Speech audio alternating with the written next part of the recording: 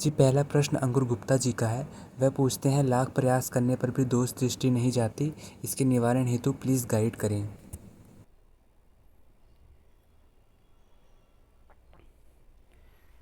देखिए अंकुर गुप्ता जी, दोष दृष्टि यदि नहीं जाती, दोष दृष्टि होती क्यों है, उसके पीछे एक मूल कारण समझना होगा कि दोष दृष्टि होती क्यों है।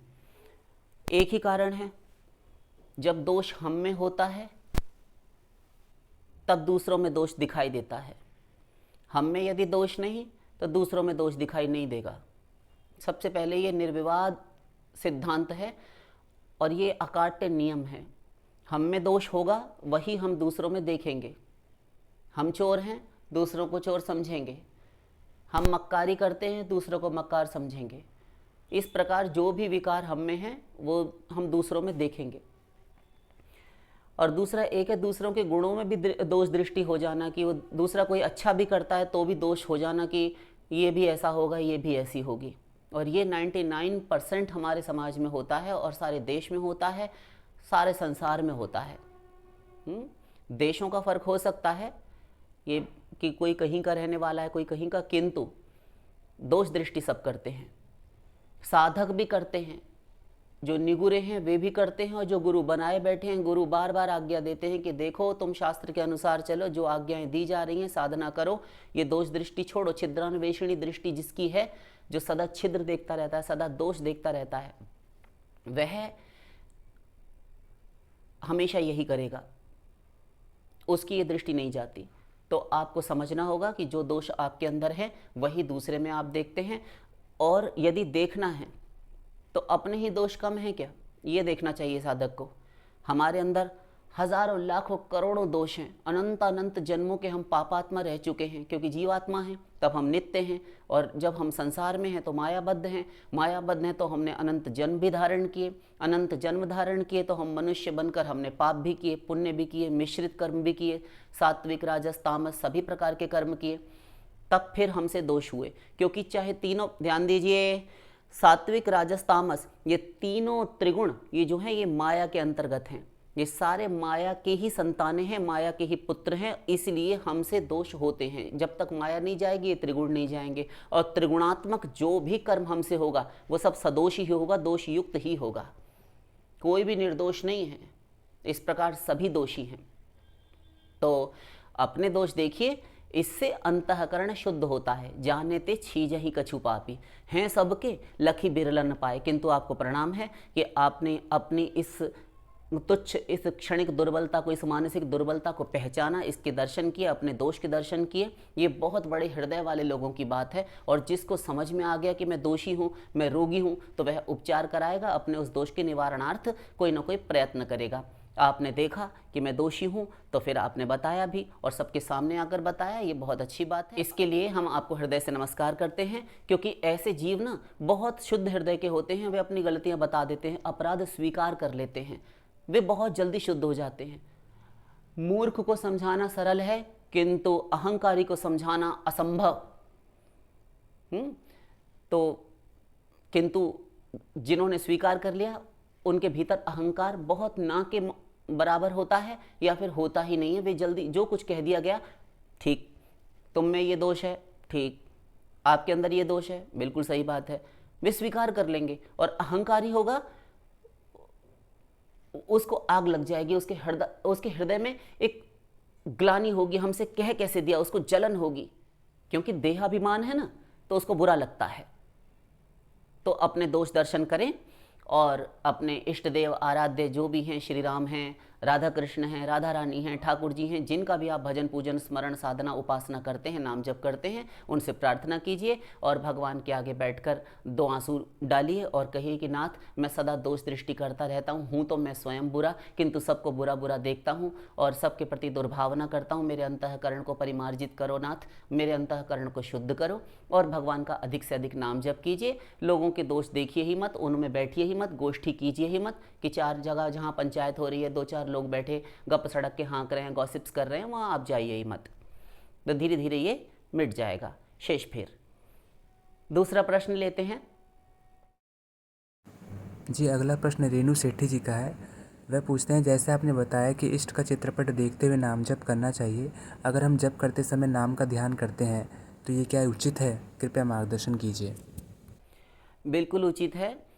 हमने रेणु सेठी जी, आपका प्रश्न पूछने के लिए धन्यवाद।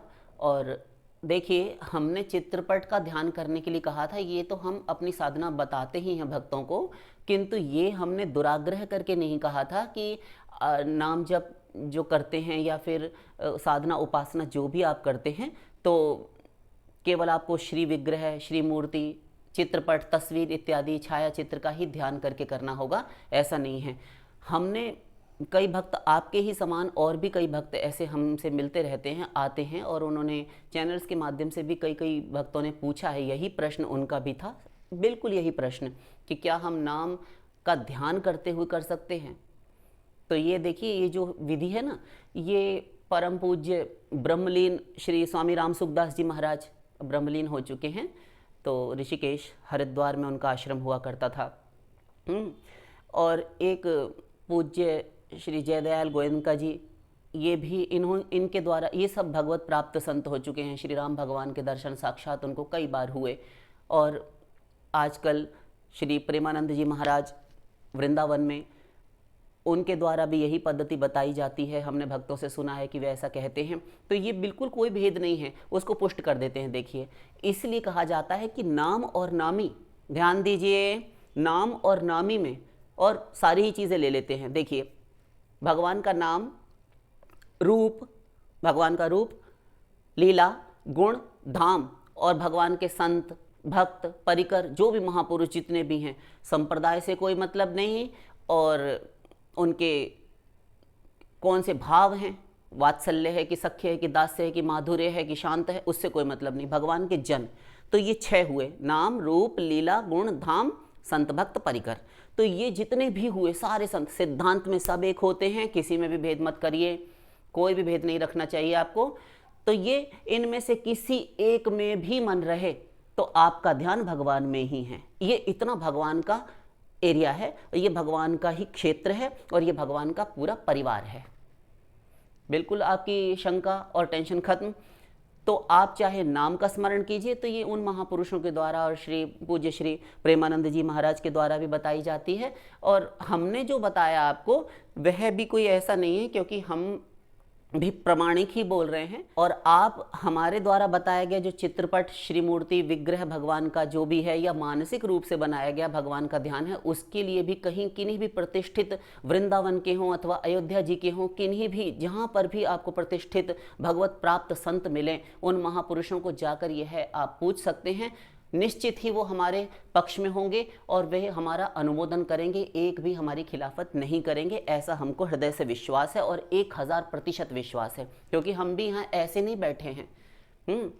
तो वह हमने कहा अवश्य था, किंतु वह एक सिद्धांत की बात है। भगवान के श्री विग्रह का, श्री मूर्ति का ध्यान, तो देखिए, श्रवणम कीर्तनम विष्णु स्मरणम पाद सेवनम अर्चनम वंदनम दास्यम सख्यम आत्मनिवेदनम, भागवत नवधा भक्ति श्री प्रहलाद जी महाराज के द्वारा कही गई। तो उसमें श्रवणम, कीर्तनम, विष्णु स्मरणम, स्मरण भक्ति भी आई है। तो स्मरण में भगवान के स्वरूप का स्मरण कहा गया है, नाम का स्मरण नहीं, किंतु महापुरुषों ने कहा, तब फिर वह भी मान्य है।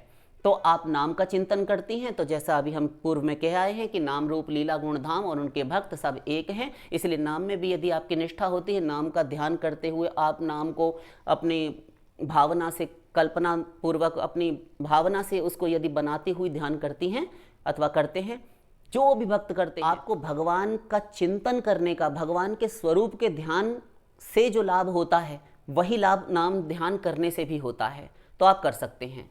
शेष फिर दूसरा प्रश्न लेते हैं जी। आगे पूजा तिवारी जी पूछती हैं, महाराज जी, अपने घर में विराजे निज युगल सरकार के श्री अंग में धारण किए हुए वस्त्रों को क्या किसी और के निज युगल स्वरूप को देना सही है? और क्या हम एक बार धारण कराए हुए वस्त्रों को दोबारा धारण करा सकते हैं, और करा सकते हैं तो कितनी बार? कृपया करके उत्तर दीजिए। श्री हरिदास। देखिए पूजा जी, और आपके ही समान यदि प्रश्न किन्हीं और भी श्रोताओं के मन में हो, तो वे भगवत भक्त भी यही उत्तर अपने लिए भी समझ सकते हैं। ये बात अलग है कि कोई प्रश्न कर लेते हैं, कोई नहीं कर पाते। कईयों के मन में प्रश्न आ ही नहीं पाता, लेकिन वह सोचते रहते हैं। तो वे सभी को एक साथ समाधान मिल जाएगा। देखिए, सर्वप्रथम तो जैसा कि आपने कहा कि आप अपने घर में श्री विग्रह जो विराजमान किए हैं, चाहे भगवान राघवेंद्र सरकार, श्री सीताराम जी हों, चाहे जो भी आपके डीटीज़ हों, इष्ट आराध्य देव हों, या फिर श्री युगल सरकार प्रियालाल जी हों, या बाल गोपाल हों, उनको समर्पित किए हुए, उनको चढ़ाए हुए, उनको पहनाए गए, धारण कराए गए वस्त्रों को आप किन्हीं दूसरों को दे सकते हैं। नहीं, दूसरों को क्या क्यों देंगे, दूसरों को क्यों देंगे? आप किन्हीं अपने घर में जो आपने निवेदन किए हैं, उनको धारण कराए गए हैं वस्त्र, उनको दूसरों को नहीं देने चाहिए। देखिए, आपको हम एक बात बताते हैं, हमारे कई सत्संगी भक्त हैं, हमारा ना ये किन्हीं से ऐसा गुरु शिष्य वाला जैसा व्यवहार हम नहीं रखते, और हमें प्रिय भी नहीं, अच्छा नहीं लगता कोई गुरु जी कहे, महाराज जी कहे। कोई कहाँ के महाराज जी, कौन गुरु जी? कोई गुरु महाराज जी नहीं है, हमसे सब भैया करके बोलते हैं, हम सब भाई जी करके बोलते हैं, हमें वही अच्छा लगता है। हम कोई गुरु नहीं है और ना गुरु बनने के लायक हमारा मुँह है, ठीक है ना। गुरु बहुत बड़ा पद होता है, गुरु प्रणाम के योग्य है, स्तुति वंदना के योग्य है। गुरु तत्व व्यापक तत्व है, गुरु की महिमा कौन गा सकता है? तो गुरु शब्द हमें अच्छा नहीं लगता।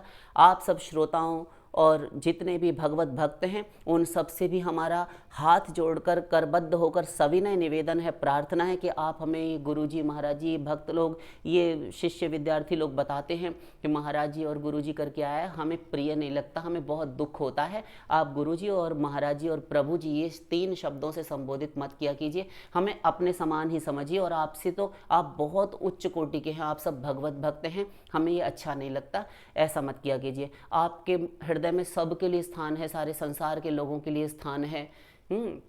आप अनेकों लोगों से कम्युनिकेट करते हैं, सब लोगों से संपर्क में रहते हैं, तो सबके लिए स्थान है। हम जैसे के लिए आपके हृदय में स्थान नहीं, हमें अपना भाई समझिए, अपना पुत्र समझिए, अपना एक मित्र करके मानिए। हम सब एक ही तो हैं, हम यहाँ पर कोई गुरु बनने के लिए नहीं बैठे हैं। और ऐसी गलती, ऐसा अपराध, ऐसी गुस्ताखी हम कभी करने का संकल्प भी नहीं कर सकते, कभी हृदय में सोच भी नहीं सकते। बहुत भयंकर अपराध है ये। गुरु नहीं बनना चाहिए, गुरु बनने का शौक कभी नहीं पालना चाहिए किसी को। जो वास्तविक गुरु होते हैं वे ऐसी बात नहीं सोचते। और फिर हम जैसा पापात्मा क्या किसी का गुरु बनेगा? तो हमें ये कानों में तपाया हुआ लोहा पड़ता है जब हमें कोई गुरु और महाराज या फिर प्रभु जी से संबोधित करता है। आज के बाद आप सबसे प्रार्थना है, हमें अपना भाई सरीखा मानिए और अपने से जो कुछ आपसे बन पड़े वो कहिए, लेकिन गुरु जी मत कहा कीजिए। आगे चलते हैं।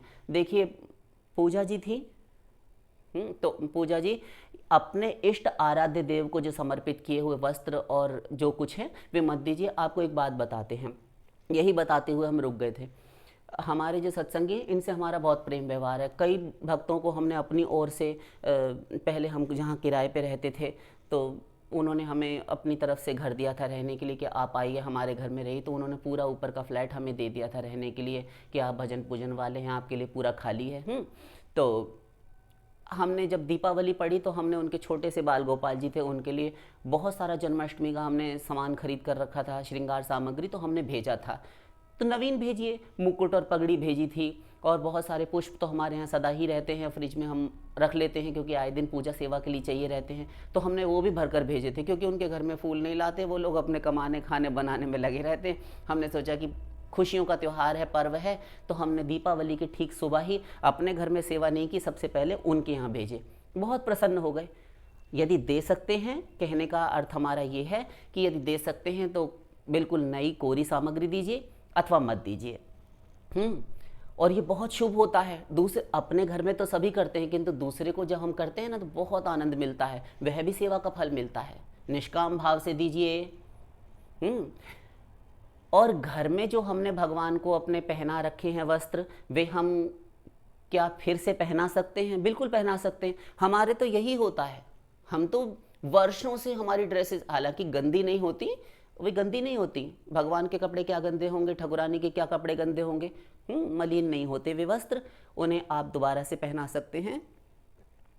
हमारे धर्मशास्त्रों में आता है कि जो भी ये पुष्प आदि होते हैं ना, वस्त्रों से बनाए हुए, आजकल प्लास्टिक और कागज़ के पुष्प भी बनने लगे हैं, तो इनकी बनी हुई और प्लास्टिक के मोतियों की मालाएं भी आने लगी हैं। जब आप पूजा सेवा की सामग्री लेने के लिए जाएंगे पूजा की दुकान पर, तो वहाँ पर आपको हर प्रकार के, अब बिल्कुल गजमुक्ताओं के मोती तो नहीं मिलते, वो तो बहुत महंगे आते हैं, बहुत ही अमूल्य होते हैं। तो वे जो है सारे प्लास्टिक की ही चीज़ें होती हैं, तो वे रिबन के बनाए हुए पुष्प होते हैं, गुलाब इत्यादि के, तो जैसी भी माला है उनको प्रोक्षण करके, यानी किसी वस्त्र से, एक छोटा सा रुमाल तो आप मंदिर में प्रतिदिन सफाई के लिए रखते ही होंगे, उससे प्रोक्षण करके यानी पोंछ कर चढ़ाना चाहिए। ये दोष मिट जाता है बासी होने का, निर्माल्य होने का।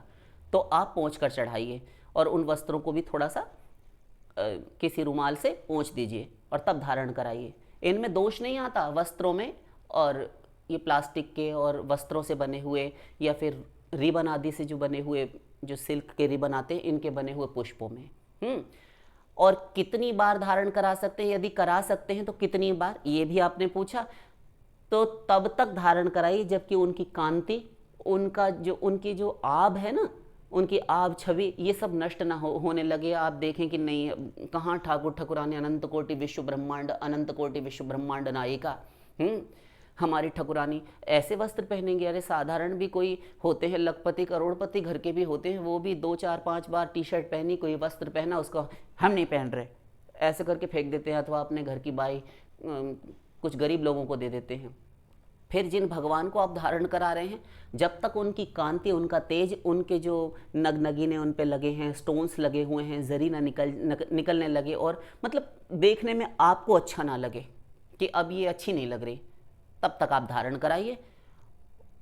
मतलब ऐसा नहीं कि बिल्कुल ही डल हो जाए तब आपको लगने लगे, नहीं, आपको लगे कि अब चेंज करना चाहिए, बस तब तक आप कराइए। 2 4 6 बार, 8 बार, 10 बार, 20 बार, तब तक धारण कराइए। आशा करते हैं आपको उत्तर मिल गया होगा। शेष फिर अगला प्रश्न लेते हैं। जी आगे अर्चना पाटिल जी पूछती हैं, महाराज जी हम बिना नहाए ट्रैवल करते हैं, मासिक धर्म में नाम जप कर सकते हैं क्या? जी हाँ अर्चना जी, बिल्कुल कर सकते हैं नाम जप। ये तो प्रश्न ही आपको पूछने की आवश्यकता नहीं थी, किंतु फिर भी पूछा है। हम आपका हार्दिक अभिनंदन करते हैं कि आपने हमें कुछ महत्व दिया। कोई बात नहीं, किंतु ये तो निर्विवाद सिद्ध है कि इसमें यदि रजस्वला अवस्था है माताओं बहनों को, स्त्रियों को, और पुरुष भी हैं, अब पुरुषों को तो ये समस्या नहीं है, किंतु वे भी यदि क्षौर कर्म करवा के, जो उनका ये बियर्ड वगैरह शेव करा के दाढ़ी बनवा कर आए हैं, तो तब तक हमारे पुरुषों के लिए भी धर्मशास्त्रों में आता है कि जब तक क्षौर कर्म करवा कर, यानी केश इत्यादि जो उन्होंने सही करवाए हैं, अपने बाल कटवाए हैं या फिर दाढ़ी वगैरह बनवाई है, तब जब तक वह स्नान नहीं कर लेता अथवा मैथुन इत्यादि करने के उपरांत जब तक स्नान नहीं करता, तब तक पुरुष भी चांडाल बना रहता है। तो शरीर के ऊपर बाल, यदि आप नाई के यहाँ से ये आए हैं, तब किसी भी सैलून से, मैन पार्लर से, तो जब तक शरीर के ऊपर गिरे हुए बाल हैं और आप स्नान नहीं करते, तब तक आप अशुद्ध और चांडाल के समान अपवित्र बने रहते हैं पुरुष लोग। तो किंतु नाम जप में उस समय पर भी निषेध नहीं है। यदि एक वाक्य में कहें अर्चना जी या बाकी सभी भाई बहन माताएं और हमारे हमसे आयु में बड़े जो हैं, उन सभी के लिए कह रहे हैं, कोई भी ऐसी परिस्थिति, कोई भी ऐसा स्थान, कोई भी ऐसी दशा, कोई भी ऐसा समय, कुछ भी नहीं है जिस समय, जिस अवस्था में, जब, जहां आप नाम जप नहीं कर सकते। नाम जप सदा, सब कालों में, सर्वकाल में, सब सर्वावस्था में किया जा सकता है। सर्वावस्थासु सर्वदा। तो ये मासिक तो कोई ऐसी बड़ी बात नहीं है, ये तो सहज ही प्रकृति द्वारा एक बांधा हुआ नियम है, ये तो होता ही है, कोई बात नहीं है। जिस किसी प्रकार से स्त्री हो पुरुष हो, कैसी ही अशुद्ध अवस्था में हो, नाम जप सदा करणीय है, करना चाहिए और कर सकते हैं, छोड़ना नहीं चाहिए। यदि आपका अभ्यास इतना बन चुका है तब तो अति उत्तम बात है। और रही बिना नहाए धोए हम ट्रैवल करते हैं, तो ट्रेन में ये कई बार पॉसिबल नहीं हो पाता कि इतनी भीड़ है तब, और कई बार वहाँ जो ट्रेन में उपलब्ध बाथरूम है, स्नानागार है, तो वहाँ पर नहीं कर सकते। तो बिल्कुल आप निश्चिंत रहें, आराम से आप जिस किसी भी अवस्था में हैं तो आप नाम जप कर सकते हैं और सदा करते रहिए। न देश नियमस्तस्मिन् न काल नियमस्तथा, भक्ति रसामृत सिंधु और पद्म पुराण में भी ये श्लोक है। कभी भी कोई नियम नहीं है, न देश का, किस स्थान पर करें, ये सब नियम ध्यान दीजिए, ये सब नियम अन्य अन्य देवी देवताओं में होते हैं। किस स्थान पर जप होगा, उनकी पूजा पाठ, हवन इत्यादि यज्ञ होगा, कौन सी डायरेक्शन में, किस साउथ में करें कि ईस्ट में करें कि नॉर्थ में करें, पश्चिमाभिमुख, उत्तराभिमुख, पूर्वाभिमुख होकर बैठें, अन्यथा वे कुपित हो जाएंगे। ये सब देवता क्षणे रुष्टा क्षणे तुष्टा ऐसे होते हैं, किंतु राधा रानी ठाकुर जी अपने भगवान श्री राम ये कभी भी नाराज नहीं होते। तो कोई देश काल नहीं कि किस स्थान पर करें, सदा सब स्थान पर कर सकते हैं। और काल किस समय पर करें, प्रेम जब हम कर रहे हैं भगवान से तो प्रेम करने का कोई समय नहीं होता कि इतने बज गए घड़ी में प्रेम करना शुरू कर दो, इतने बज गए अब प्रेम का समय खत्म। प्रेम का समय खत्म कैसे हो सकता है, ऐसा नहीं। तो कोई न देश किस स्थान पे करें, काल किस समय करें नहीं, और न नियमस्तथा, उसमें कोई नियम नहीं कैसे करें, नहा कर करें कि धो कर करें कि जाग कर करें कि बैठ कर करें कि लेट कर करें कि चलते फिरते करें, सदा सब समय पर कीजिए, जैसा कि अभी हम कह चुके। आशा करते हैं आपको उत्तर मिल गया होगा। शेष फिर अगला प्रश्न लेते हैं। जी आगे लड्डू गोपाल जी पूछते हैं कि रोज़ की पूजा में कौन सी आरती गाना चाहिए। लड्डू गोपाल उनका नाम तो नहीं होगा, उन्होंने जो कुछ भी नाम रखा है तो अपना नाम क्लियर करके भेजा कीजिए, ऐसा नहीं है, स्पष्ट रूप से बताया कीजिए। चलिए जो भी है, आपने जो नाम अपना लड्डू गोपाल रखा है तो आप उतने से ही समझ जाएंगे कि आपके प्रश्न का उत्तर हम दे रहे हैं। देखिए लड्डू गोपाल जी, कौन सी आरती अपने प्रतिदिन की पूजा में करनी चाहिए, ये तो देखिए कोई बात ही नहीं, कोई प्रश्न ही नहीं हुआ, कि फिर भी हम आपको महत्व देते हैं कि आपने पूछा। तो देखिए, आप जिस संप्रदाय से हैं, जिस भी संप्रदाय से हैं, अगर आप निगुरे नहीं हैं अब तक, यदि आपने गुरु धारण किए हैं और यदि नहीं किए तो कीजिए। आपके संप्रदाय में आपके गुरु देव के द्वारा जो आरती बताई गई हो वो कीजिए। यदि आपने गुरु धारण नहीं किए हैं तब फिर आप अनेकों प्रकार की आरतियां हैं, आरती युगल किशोर की कीजिए, ऐसी भी एक आरती होती है, आप ढूंढ सकते हैं कहीं से। दूसरी एक आरती है, बहुत पॉपुलर आरती है, बहुत ही हर किसी की ज़ुबान पर चढ़ी हुई है, आरती कुंज बिहारी की। और यदि आपके पास श्री श्यामा श्याम हैं, प्रियालाल हैं, तब फिर आप ऐसी कोई आरती देखिए। और इसमें कोई ये नहीं है कि एक पर्टिकुलर, एक विशेष प्रकार की ही आरती होनी चाहिए। तो आप किन्हीं गुरु से जुड़िए और जैसी भी आपकी श्रद्धा भावना है वैसे आप आरती कर सकते हैं। इसमें कुछ ये नहीं है कि नहीं ऐसी ही आरती करनी चाहिए, कहाँ से लाएं, कहाँ से क्या करें। और अनेकों प्रकार की आरतियाँ आप यदि ढूंढेंगे तो कई छोटी छोटी पुस्तकें मिल जाती हैं पुस्तकों की दुकानों पर, तो वहाँ से आप आरती ले सकते हैं और जो आपको बहुत रुचे आप वो कर सकते हैं। और यदि बाल गोपाल ही आपने रखे हैं घर में, केवल श्याम सुंदर ये युगल सरकार रखे हैं, तो आप वो भी गा सकते हैं जो हमारे वृंदावन में भी होती है, माँ के बिहारी तेरी आरती गाऊँ प्यारे तुझको रिझाऊँ, ये भी कर सकते हैं। तो जो आरती पसंद हो आपको वो कर सकते हैं। शेष फिर